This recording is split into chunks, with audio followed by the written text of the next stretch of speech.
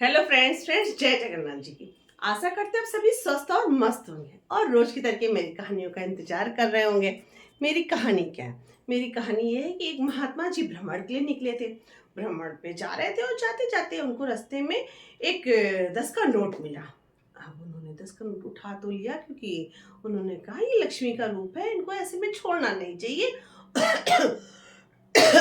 और किसी दरिद्र व्यक्ति को दे देंगे।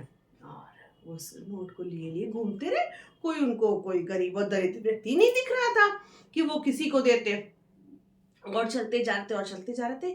सोच रहे थे ये नोट दे तो किसको दे, और वो महात्मा थे, अपने पास भी नहीं रखना चाहते थे। उनको क्या पैसे रुपए की जरूरत थी, वो तो बस भिक्षा मांगते, वो भी इतनी भिक्षा मांगते जितने से उनका पेट पल सकता था। और अपना पूजा और पाठ में लगे रहते सारा दिन। इस तरीके से उस नोट को लिए लिए लिए लिए हर दिन चला करते। एक दिन रास्ते से वो जा रहे थे, देखा एक राजा अपनी बहुत बड़ी विशाल सेना को लिए हुए दूसरे राज्य में चढ़ाई के लिए जा रहे थे। चढ़ाई मतलब दूसरे राज्य को जीतने के लिए जा रहे थे, मतलब एक राज्य दूसरे राज्य से लड़ाई के लिए जा रहे थे। और वो थोड़ी देर देखा कि काफिला निकल रहा, और जैसे ही राजा जी का रथ पास आने लगा, वैसे ही महात्मा ने उस नोट को उछाल के राजा की तरफ फेंक दिया। जब राजा की तरफ फेंका तो राजा ने कहा, महात्मा ने ये नोट मेरी तरफ क्यों फेंका? राजा थोड़ा सा क्रोधित हो गया, मगर उसने उस नोट को उठाया और महात्मा जी को मतलब सादर प्रणाम किया। और महात्मा से पूछा, हे महात्मा, हम क्या ये इस बात को जान सकते हैं कि आपने ये नोट मेरी तरफ क्यों उछाल के फेंका, या हमारी तरफ को क्यों फेंका? इतनी बड़ी सेना जा रही थी, आप किसी को भी इस नोट को दे सकते थे, मुझको किसी के पैसों की क्या जरूरत, आपने मुझको ये नोट क्यों दिया? तो महात्मा ने कहा कि पहले राजन ये बताइए, मुझको दंड तो नहीं देंगे, तब तो मैं अपने मन की बात बताऊं।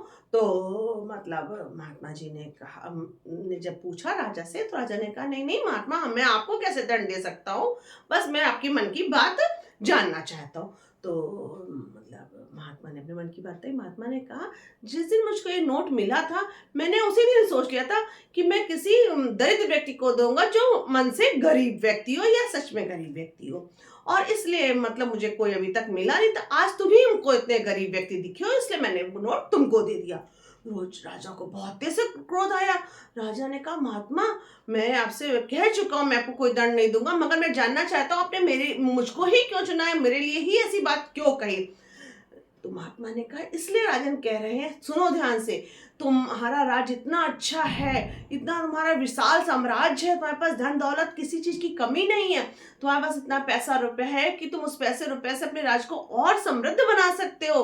अपने जो गरीब बच्चे उनको शिक्षा दो, जिनके गरीब खाना नहीं उनको खाना पीना दो, या और पेड़ पौधे लगाओ, बाग बगीचे बनाओ, आश्रम बनवाओ, मतलब सबकी मदद करो। तुम क्यों दूसरे राज को जीतने जा रहे हो, और की इच्छा क्यों करते जा रहे हो? इसका मतलब तुम मन से गरीब हो ना, तभी तो तुम्हारे पास जितना धन दौलत है, तुमको उसी में खुशी नहीं हो रही, और की इच्छा प्राप्त के लिए है। इसीलिए मैंने इसको तुम्हारे लिए इस नोट को चुना और मैंने तुम्हारे ऊपर फेंक दिया। तो राजा को महात्मा की बात समझ में आ गई, और महात्मा को प्रणाम किया और अपनी सेना को आवाज दी कि वापस चलो, अब हमें कोई राज्य और जीतना नहीं है। और उस दिन से वो राजा अपने राज्य में आके और सारी प्रजा का बहुत ध्यान देने लगा, जो बच्चों पढ़े लिखे उनको शिक्षित करने लगा, बाग बगीचे लगवाने लगा, और उसकी प्रजा बहुत खुश रहने लगी और राजा की जय जयकार होने लगी। और हम चाहते हैं ऐसे ही फ्रेंड्स, हम भगवान को अपने धन्यवाद दें, जितना भी भगवान ने हमको दिया। ऐसा नहीं है, हम और पढ़ना चाहते हैं, हमें बढ़ना चाहिए भी, मगर बहुत ज़्यादा लालसा नहीं करनी चाहिए कि आज का हम जीवन जीना भूल जाए। फ्रेंड्स, आशा करते हैं आपको एक कहानी अच्छी लगी होगी, और साथ में अपने अपने घर वालों का ध्यान रखें, और जितना है बस उतने में ही खुश रहने की कोशिश करें।